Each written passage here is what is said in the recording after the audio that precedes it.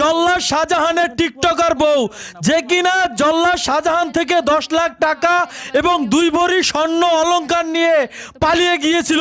প্রিয় দর্শক, কিভাবে ঘটনাটি ঘটেছিল, কিভাবে জল্লাদ শাহজাহানকে বিয়ে করেছিল, কেনই বা জল্লাদ শাহজাহানের 10 লাখ টাকা নিয়ে পালিয়ে গিয়েছিল, সেই ফাতেমা আক্তার সাথী সম্পূর্ণ তথ্য থাকছে আজকের এই সম্পূর্ণ ভিডিওতে। আসসালামু আলাইকুম প্রিয় দর্শক, আমরা পেয়ে গেলাম সেই টাকার লুবি এবং টিকটকার, এবং এর আগেও 2টা বিয়ে হয়েছে সেই টিকটকার জল্লাদ শাহজাহানের বউকে। এই যে দেখতে পাচ্ছেন আমার পাশে, তাকে কিন্তু আমরা হাতে নাতে ধরেছি, এই রাস্তা দিয়ে যাওয়ার পথে কিন্তু তাকে ধরেছি।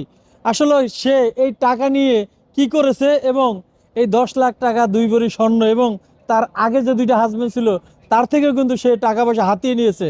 আজকে আমরা সরাসরি হাতে নাতে ধরলাম। তো এই টাকা নিয়ে কি করছেন আপনি? এই যে জল্লাদ শাহজাহানের 10 লাখ টাকা নিয়ে গেলেন। 10 লাখ তো দূরের কথা, 50,000 টাকাই তো আনতে পারিনি। কত টাকা আনছেন?